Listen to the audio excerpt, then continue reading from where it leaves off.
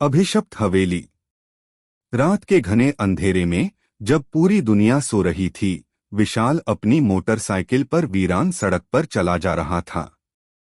उसकी मंजिल थी ठाकुर हवेली, एक पुरानी सुनसान इमारत जिसके बारे में गांव में कई भयानक कहानियां प्रचलित थीं। विशाल एक मशहूर व्लॉगर था और उसने सुना था कि इस हवेली में अब भी आत्माएं भटकती हैं। उसे यकीन नहीं था, लेकिन अपने दर्शकों के लिए कुछ रोमांचक कंटेंट चाहिए था। जैसे ही उसने हवेली के बाहर अपनी बाइक रोकी, एक अजीब सिहरन उसके शरीर में दौड़ गई। हवेली टूटी फूटी थी, उसके दरवाजे और खिड़कियां जर्जर हालत में लटके हुए थे। चारों ओर सन्नाटा पसरा था, बस कभी कभी उल्लू की डरावनी आवाज इस खामोशी को चीर देती। विशाल ने अपनी टॉर्च निकाली और हवेली के अंदर कदम रखा। भीतर घुसते ही ठंडी हवा का एक झोंका आया और उसने महसूस किया जैसे कोई उसे देख रहा हो। उसने अपने कैमरे को ऑन किया और चारों ओर रोशनी डाली। हवेली के भीतर जाले लगे थे, लकड़ी की सीढ़ियां चटक रही थीं और हर कोने से सड़ांध भरी बदबू आ रही थी। तभी उसकी टॉर्च एक पुराने आईने पर पड़ी। उस आईने में उसकी परछाई के साथ कोई और भी था, एक काली साड़ी पहने और बिखरे बालों वाली औरत।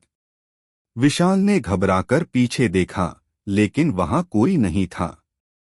उसका दिल तेजी से धड़कने लगा।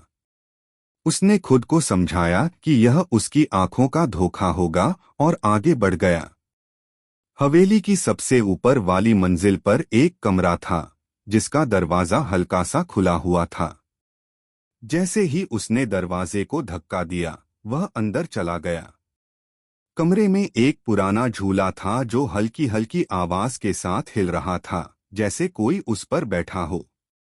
अचानक दरवाजा जोर से बंद हो गया।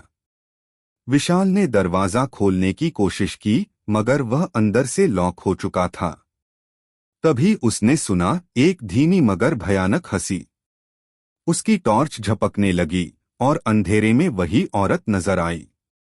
उसकी आंखें सुर्ख लाल थीं और चेहरा जमीन तक लटक रहा था। वह धीरे धीरे विशाल की तरफ बढ़ रही थी। विशाल की सांसें अटक गईं। उसने कैमरा गिरा दिया और जोर जोर से दरवाजा पीटने लगा। फिर अचानक सब कुछ शांत हो गया। दरवाजा खुल गया। हवेली के बाहर सुबह की हल्की रोशनी आ रही थी, मगर विशाल वहां नहीं था। बस जमीन पर उसका कैमरा पड़ा था, जो अब भी रिकॉर्डिंग कर रहा था।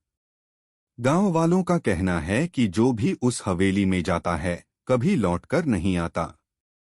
और अब विशाल भी उन कहानियों का हिस्सा बन चुका था।